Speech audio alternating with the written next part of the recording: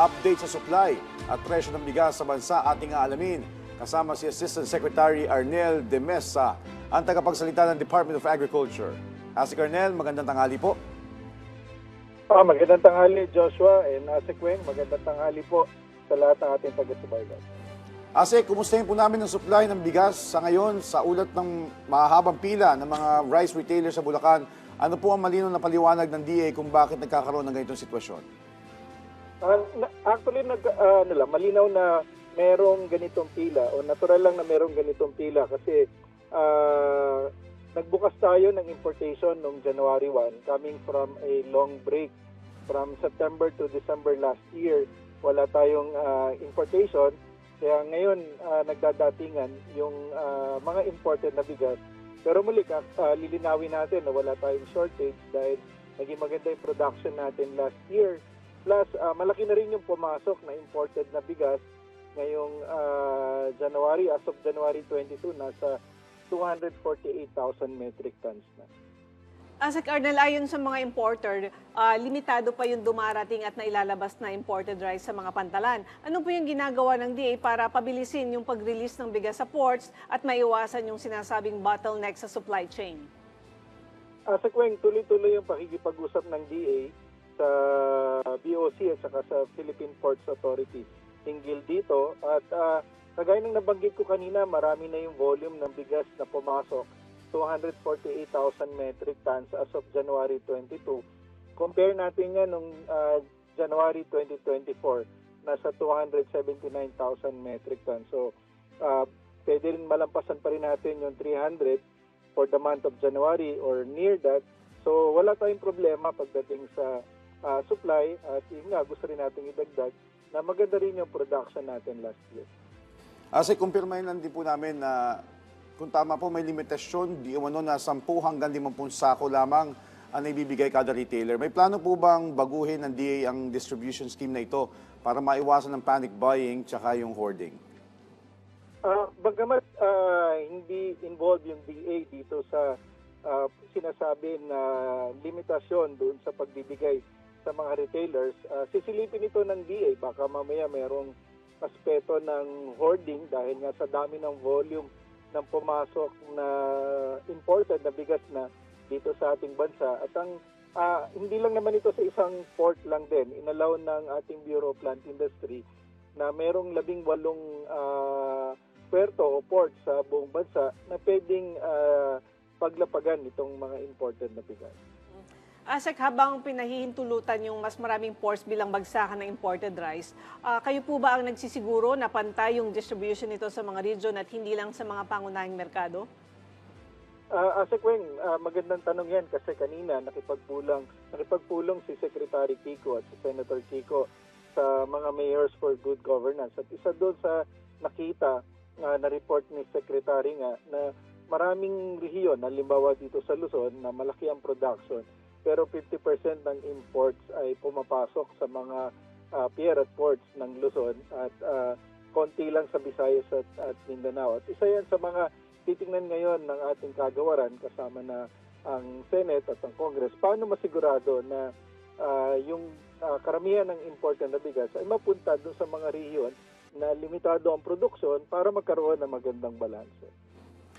Asik, sa ibang usapin naman po, sa gitna po ng pagbubukas ng Pilipinas sa mas maraming rice exporting countries gaya ng Pakistan, paano naman po binabalanse ng DA yung importation at lalo na yung proteksyon sa mga lokal na magsasaka?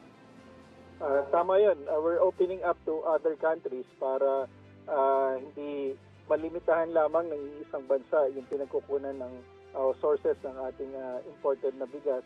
At hindi lang dito sa Pakistan, nagsimula na tayo mag-open up sa Myanmar, sa Cambodia, lalong-lalo na dito sa ating mga kasamahang bansa sa ASEAN. At napaka-importante ng balanse ng lokal na produksyon dahil alam natin maapektuhan yung presyo ng farm gate, ng presyo ng palay ng ating mga magsasaka. Kaya recently, nakipagpulong din si Secretary Kiko sa mga millers at traders para maset yung presyo ng freshly harvested palay at 17 pesos per kilo at doon naman sa tuyong palay ay 21 pesos.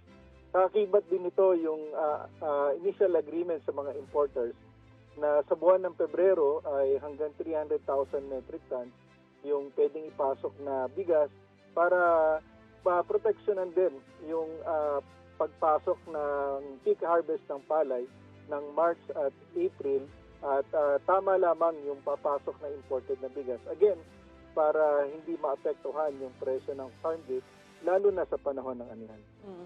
Asek, sa isang pahayag, sinabi na calibrated ang rice imports at hindi magkakaroon ng over-importation. Ano po yung mga konkretong batayan o indicators na ginagamit ninyo para sa pagdedesisyon kung gaano karaming bigas yung dapat iangkat? At kada buwan, kada araw, ay kumakain ng mga Pilipino ng 35,000 metric tons.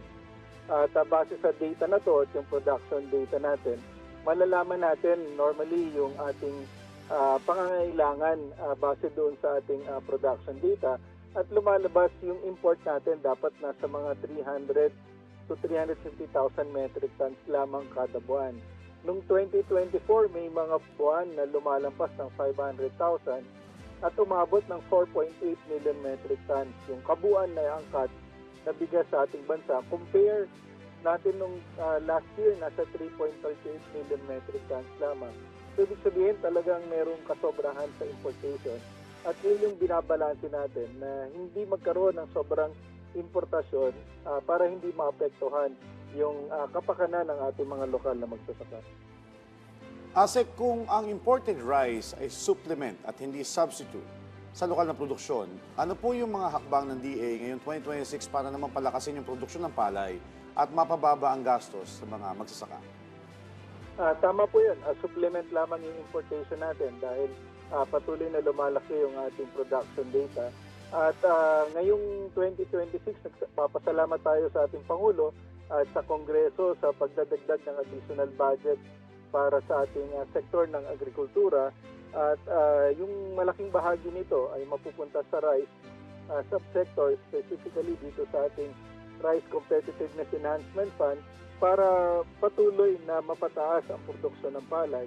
At ganoon din yung ating mga key interventions sa makinarya, sa irigasyon para mapababa naman yung cost of production ng ating mga magsasaka.